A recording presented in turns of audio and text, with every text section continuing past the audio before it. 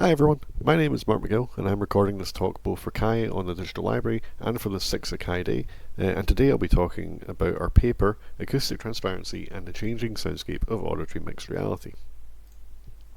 So we're all incredibly familiar with headphones as the predominant means of personal audio delivery. Headphones are occlusive, they diminish our awareness of our aural reality.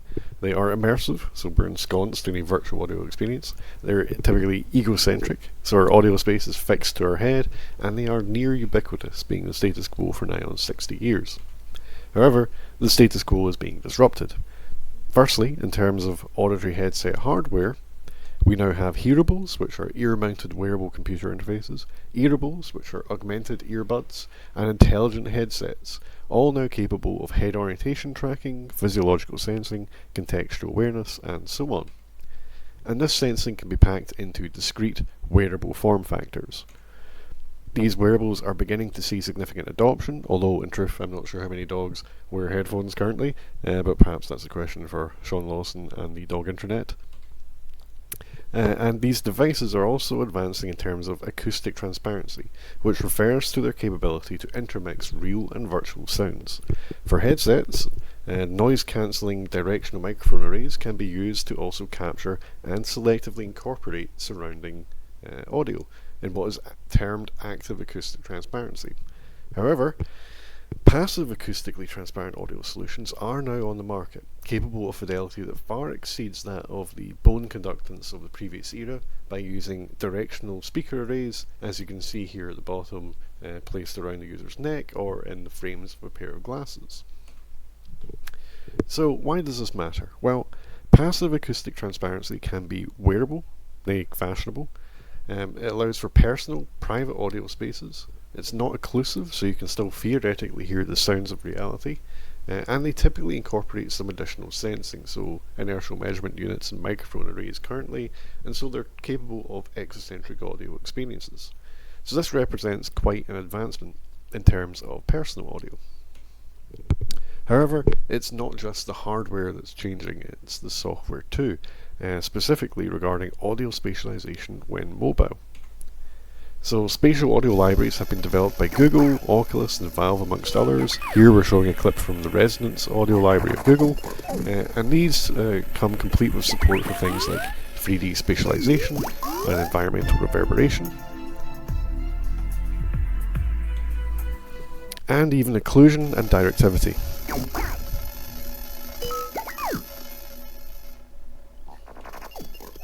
Now, this has been driven by the boom in VR development, so typically better audio leads to better presence in virtual reality. And we know that these features have the potential to impact perception in terms of presence and externalization in VR, e.g. for externalization that the sounds appear to emanate from the world. Their use is also fairly trivial for practitioners and developers, and most importantly, most are supported natively on mobile platforms. So Resonance in particular works across Windows, Mac, iOS and Android.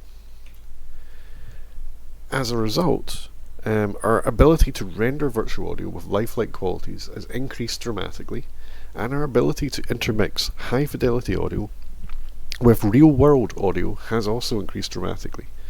However, there are lots of unknowns here regarding things like the impact of head track spatialization, how audio was perceived given acoustic transparency, and the intermixing of sounds of reality, and particularly across different kinds of content and experiences that we might imagine are now feasible or possible for mobile audio.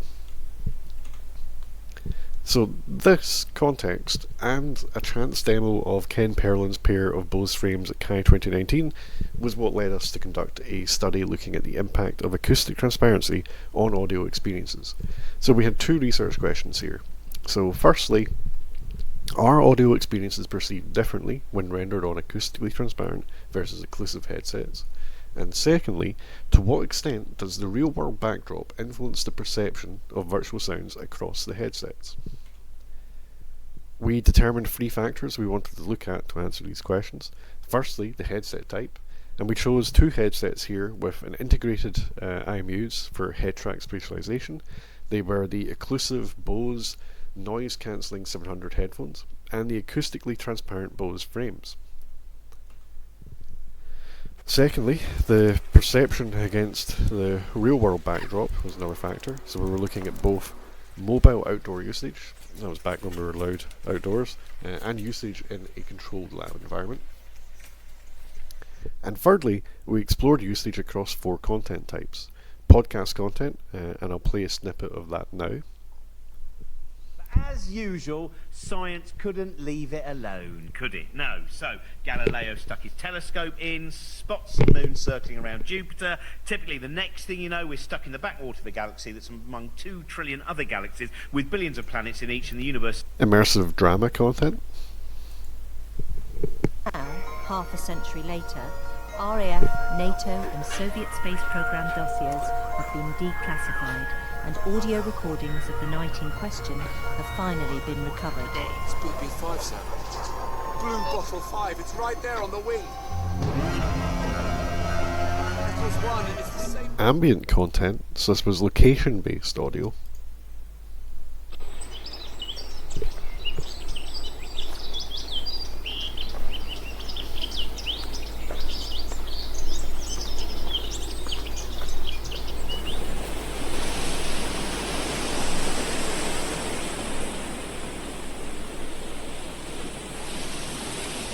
And audio tour guide content, so this was location-based voice clips.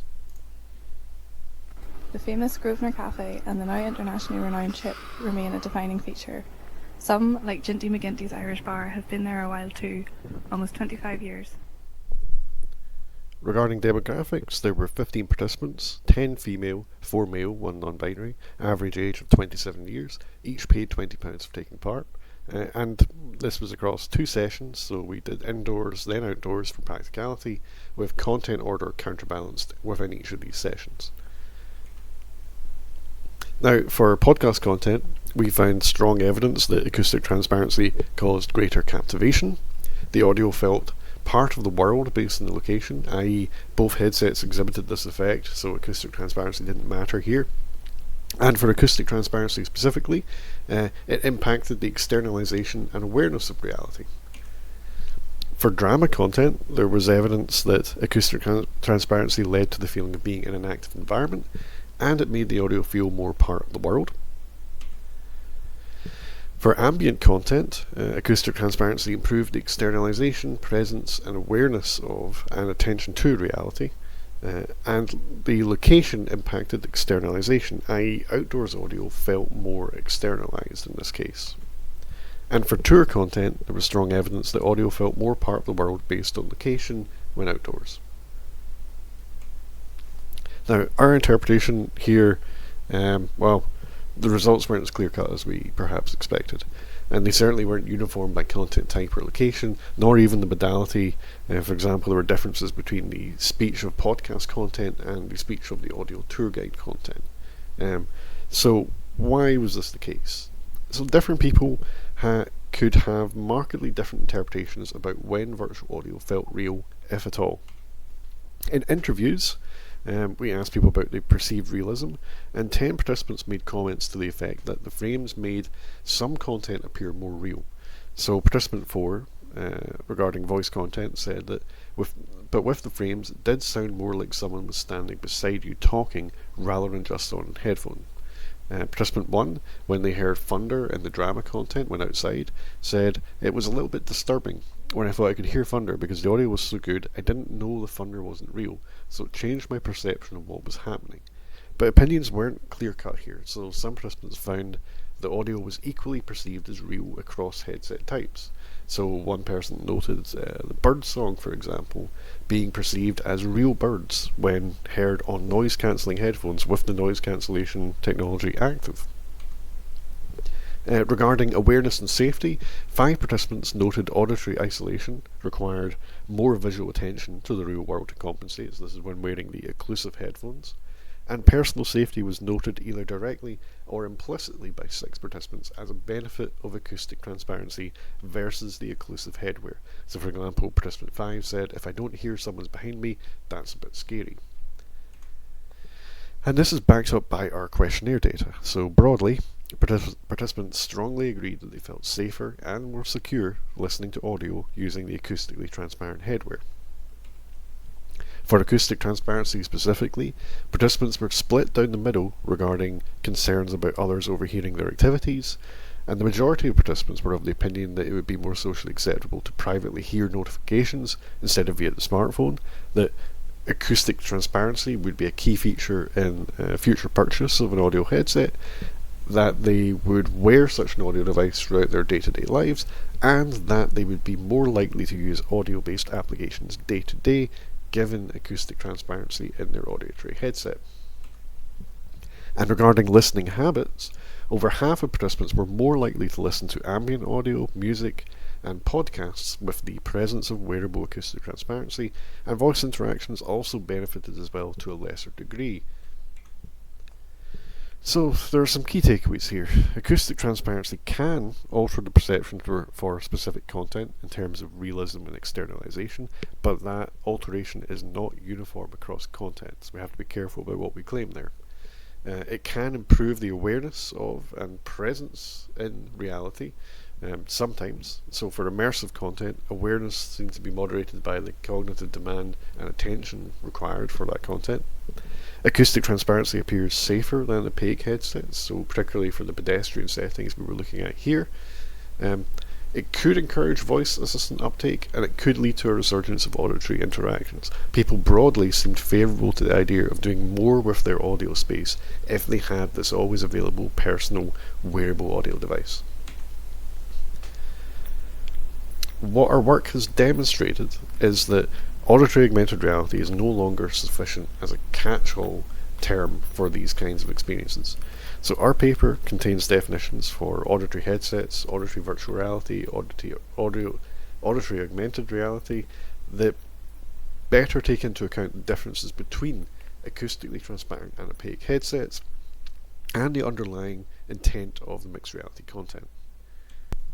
And regarding the types of auditory augmentations now possible, the capabilities of personal audio in terms of sensing, capture and delivery are rapidly advancing, and acoustic transparency will contribute to new and more feasible auditory augmentations. So for example, if we consider auditory extended perception, so that's experiences that enhance realities, in termed superhearing or auditory contrast enhancement, we can imagine being in a noisy room and being able to block out the conversations of others and have a conversation with a friend captured and relayed at low latency.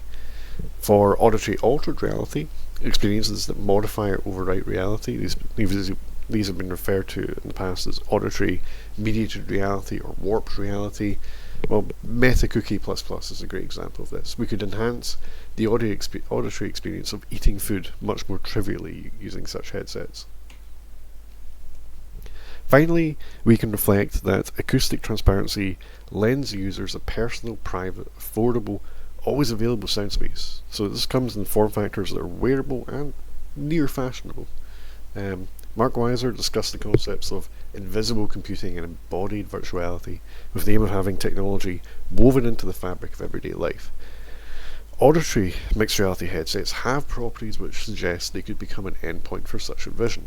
So from embedding a conversational virtual agent in your ear through changing your perception of an environment, providing spatial auditory prompts and reminders, to enhancing externalization in auditory experiences such as conversations or podcasts. An always available private orientation track sound space provides a lot of interesting new possibilities for HCI and for personal computing, and our results would suggest that we can anticipate people adopting this kind of technology in the near future. Thanks very much.